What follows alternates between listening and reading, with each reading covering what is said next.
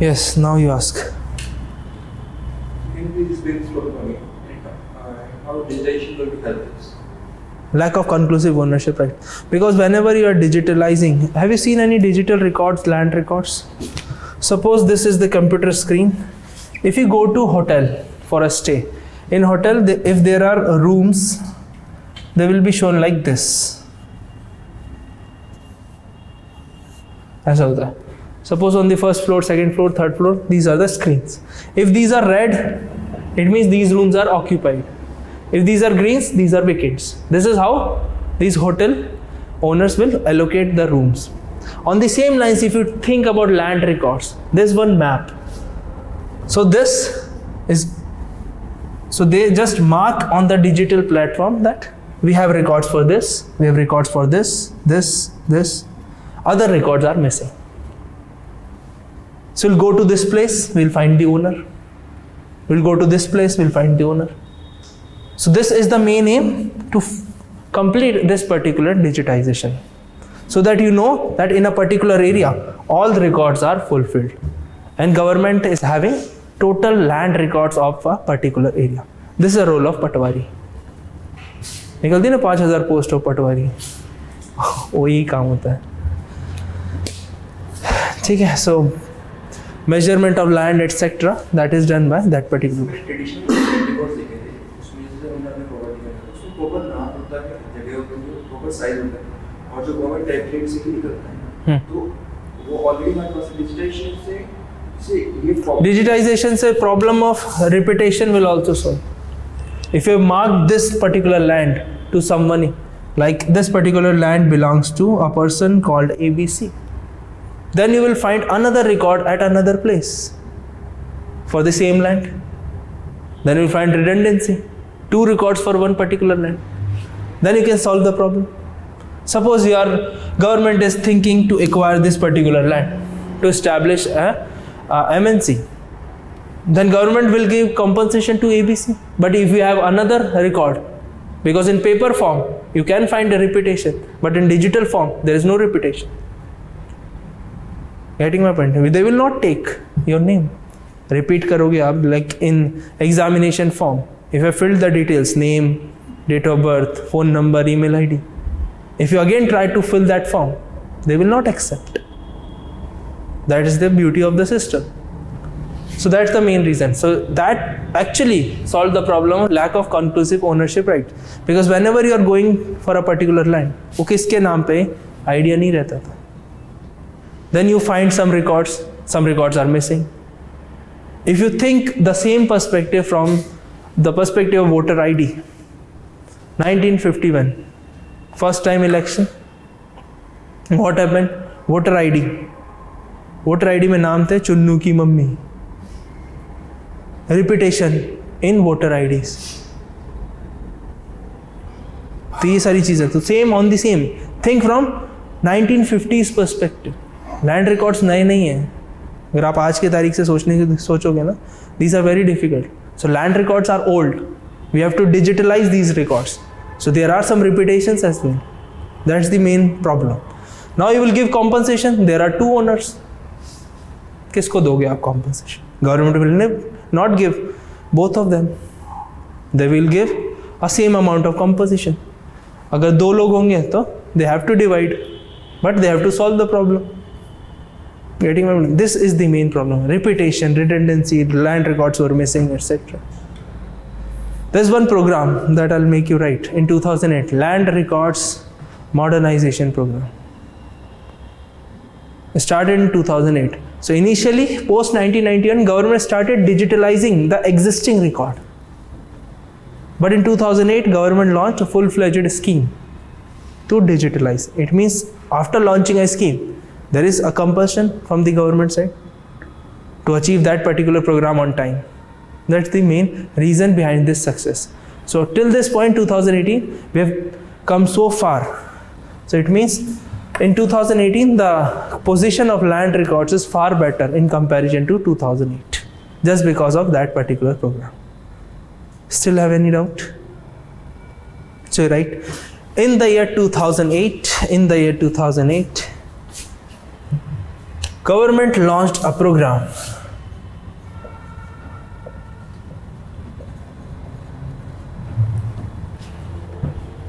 government launched a program to achieve the complete digitalization of land records. To achieve the complete digitalization of land records. First, the name of the program was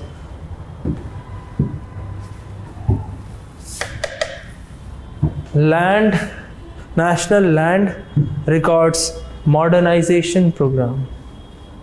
National Land Records Modernization Program.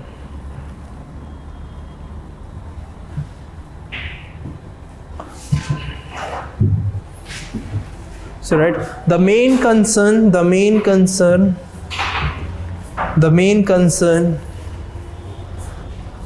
the challenge behind this,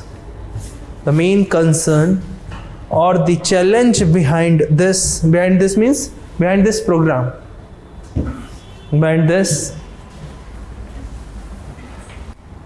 that before digitalization, land records were not fair.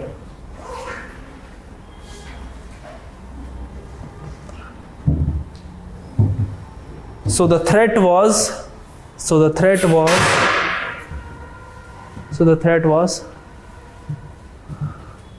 many sabotage records will become permanent.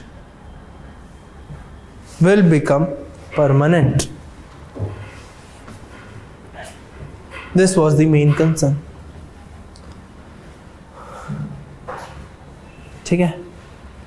This was the main concern. It means if land records were not fair and if you are digitalizing, then these records will become permanent. And if they will become permanent, no one will change, because it is hard to manipulate, hard to change. System will not accept. So that was the main concern. So after implementing this program, government was very keen to filter all these land records. And government is doing well in that. But particularly there are some cases in the court, etc. So process is still in process. Now we have still not overcome to this problem. We are still struggling. Land is a big issue. Seriously, very big issue. Land is a state subject. That is why central government is also finding it very difficult to tell them that implement this, implement that. Land mafias is the popular business in India, especially in areas like Eastern India, not Northeastern, Eastern India. So these are the particular regions where you will find that there are land mafias. They will grab their land. आपसे बोलेंगे कि we are broker like etc etc. जैसे आपने दिल्ली में यहाँ देखा होगा, lot of brokers, caretakers are taking care of these rooms etc. Landowners, landlords कभी आते ही नहीं. 5 years में आप कभी किसी tenant को if you are giving your house on lease, obviously there is a threat. Although the proper rent agreement, everything is done, but there is a threat. So on the same lines, land is a big problem. Land acquisition. Central government makes laws on these particular subjects. So land acquisition is the part of which list?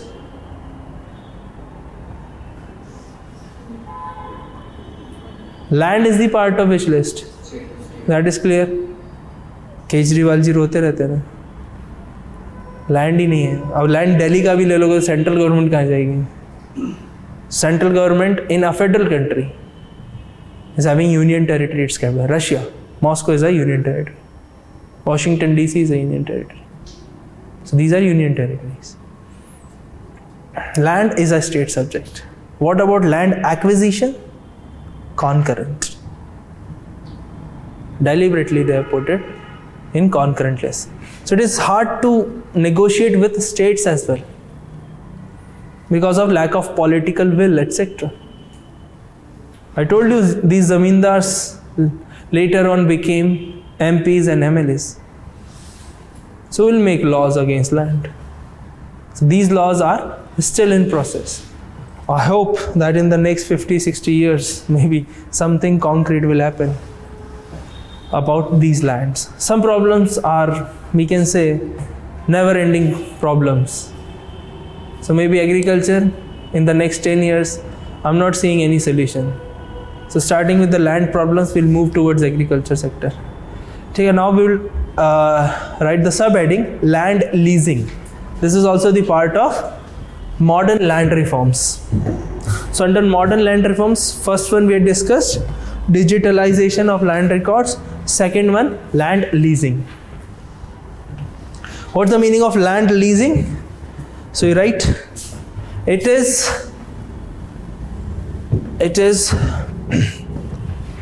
a compulsory registration. It is a compulsory registration for both landowners and landholders. Landowners and landholders.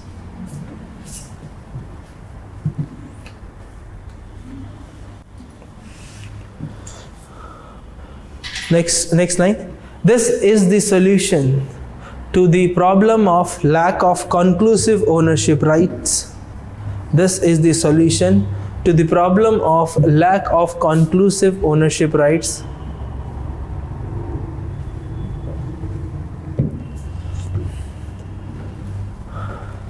Now, what are the benefits from both sides? It means landholders will get certain kind of security with a land leasing agreement to cultivate on others' farm, and landowners will be relieved from the fear of land grabbing. So it is a win-win situation. So you write, it is very beneficial for landholders. Very beneficial for landholders to get the land for cultivation. To get the land for cultivation for a fixed time period, with a legal security. For a fixed time period with a legal security.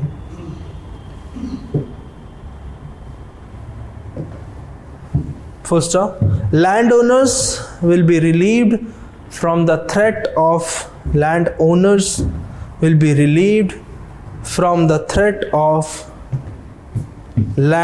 grabbing.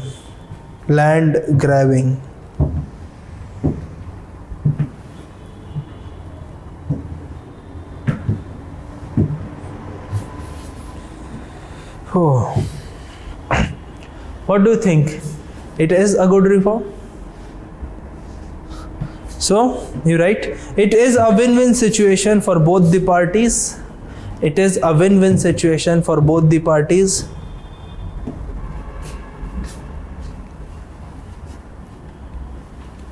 And the implementation of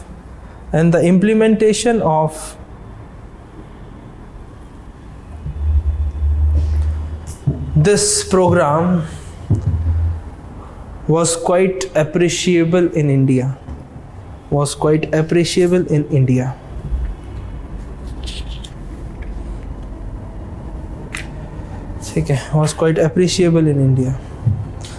So we can easily conclude that this particular program was a successful one. Okay. Now you write the third heading. First heading was digitalization of land record. Second heading was land leasing. Third one, land acquisition for public purpose.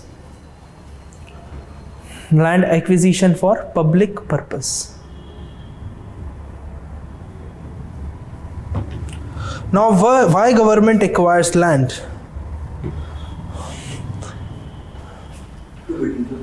To build infrastructure. So first one is, the motive behind government's mind is to build infrastructure. We need land. Like if we want to build a railway line, roadways, defense, we can say defense center, other things, food processing units, etc.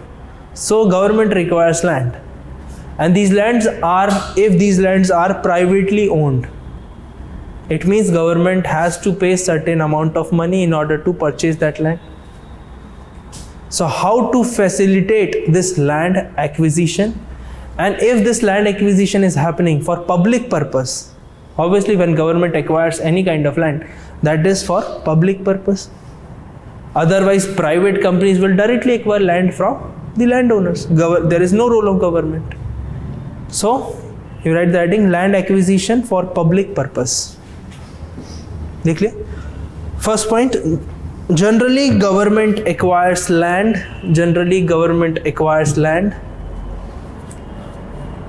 for infrastructure purpose,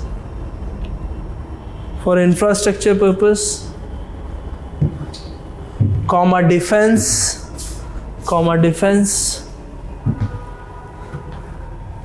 etc. Put a full stop. But what is the question in your mind? That if government acquires, that is with or without consent? Getting my point? Question is this. It means we are not stopping government to acquire land. But the question is with or without consent. What do you think? Government acquires land with consent of the affected people or without consent of the affected people? With consent. Actually, it is both. Without and with. So whenever suppose you are establishing a defense industry or maybe defense center, that should be strategically located. We will not see that how many people are affecting. We just see national security, that this particular area is very safe to establish this type of industry. So that is without consent. With consent means, suppose you want to establish a particular road, flyover, bridge, etc. You can deviate that according to the demand of that particular community.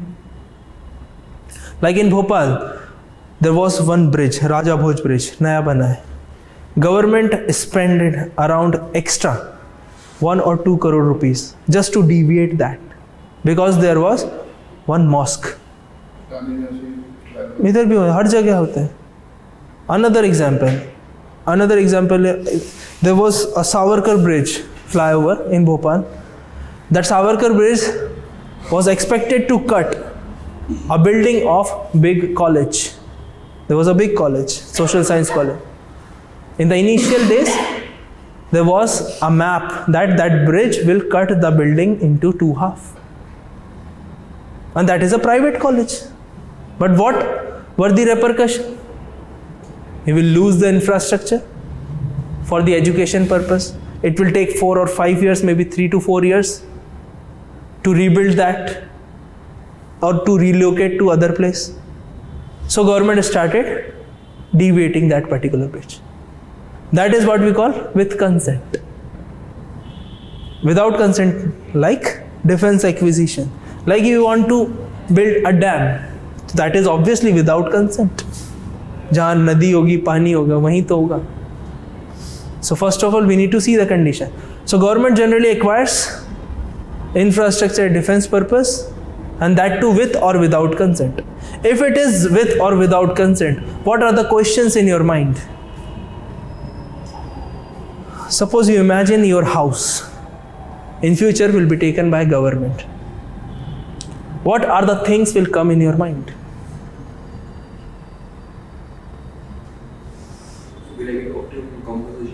First one, compensation of the affected people. Second one, rehabilitation or reallocation to the other place. Like these slum areas, government is providing house, but कहाँ? Delhi के बाहर. So will bear the traveling cost. That is why they are living in slums. Government is providing house. अच्छे house है, flats है. They are providing, but these people do not want. काम करोल बाग में करना, आसपास ही रहो. Getting my point? So the question is rehabilitation. First one is compensation. Second one, relocation and rehabilitation. This is the main concern. If you think from your own perspective, these type of things will come into your mind. So right, there are few questions. There are few questions in the mind of the people.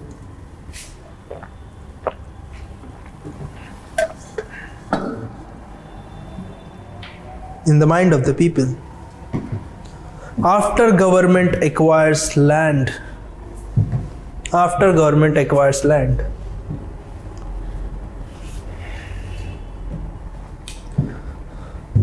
so write first one. Will government compensate? Will government compensate adequately to the people of adequate? Will government compensate adequately to the people of the affected area? To the people of the affected area. So here I am not talking about only landowners. Here I am talking about the people living in nearby areas as well. Suppose, for example, tomorrow Vajiram coaching thinks about that we should relocate from this particular place. What will be the effect on the economy of Rajendra Nagar and Karol Bagh? Think from that perspective. Obviously, these landlords, etc., their income decreases by half, maybe 1/4. What will happen to these food outlets? So there will be a large repercussion on the economy. So that's only not the institute only affected, people affected of the nearby areas. People will also get affected in the Patel Nagar. So that are the repercussion. You will lose certain amount of land because these are residential areas. These are not commercial. Commercial areas are on the Pusa Road. Ceiling Drive is the recent example. You must have aware about the Ceiling Drive. Okay. So लिख ले. First question is this. Second question. Who will decide this adequate compensation? Who will decide this adequate compensation?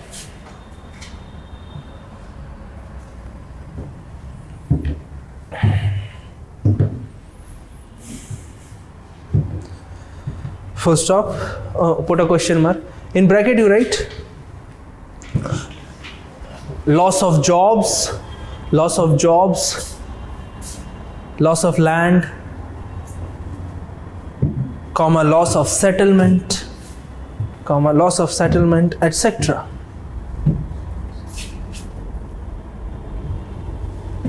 etc. Third question. Who will bring the balance between buyer and the seller? Buyer and the seller. So these are the three questions in the minds of, we can say, policymakers, affected people, etc. So what are the solution to the last two problems? Yes, please. Proper committee should be set up in which the owners of the land. But committees are only recommendatory in nature. They just give recommendations. Here we want concrete solutions. What is the solution? We should enact some act that will provide adequate compensation. It is written in your act. So that is very important, that these type of compensation, benefits, etc. will be backed by some authority, some act.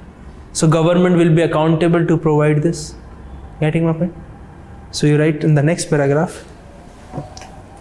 To answer these questions, Government of India enacted an act in the year 2013. an act in the year 2013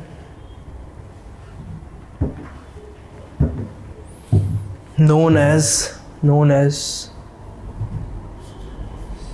the right to fair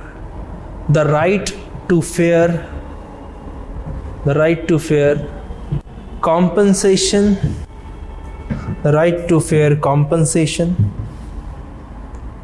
comma transparency,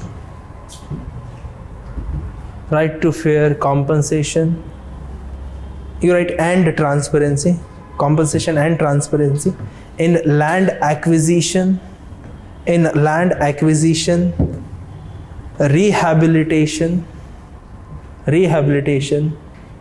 and resettlement act 2013. This is the name of the act. तो we'll compare this. Amend हुआ नहीं है. That was the amendment, but that was not able to. चलो ठीक है, बाद में बताएंगे. ठीक है, otherwise the discussion do not made any fruitful. ठीक है, so this government, we are going through a chronology. 1991 we had discussed 2008 land records, then 2013, then we'll discuss land bill 2015. Then I'll tell you what was the effect of this land bill 2015. We'll discuss. It will take around 45 minutes. Then we'll move on to proper agriculture. Start with agriculture investment. So this is the name. So you should remember this name. The reason is they will never ask, but you will get the idea that what are the items or what are the things that you have to keep in mind while writing the answer of land acquisition. So first one, what is the question? Right to fair compensation. So we were thinking about compensation. Then and transparency. Transparency in the process of buying and selling. So transparency in land acquisition. Second one, so government acquires land. Then rehabilitation of the people affected area. Then resettlement of these people into some other place. That is the name of the act.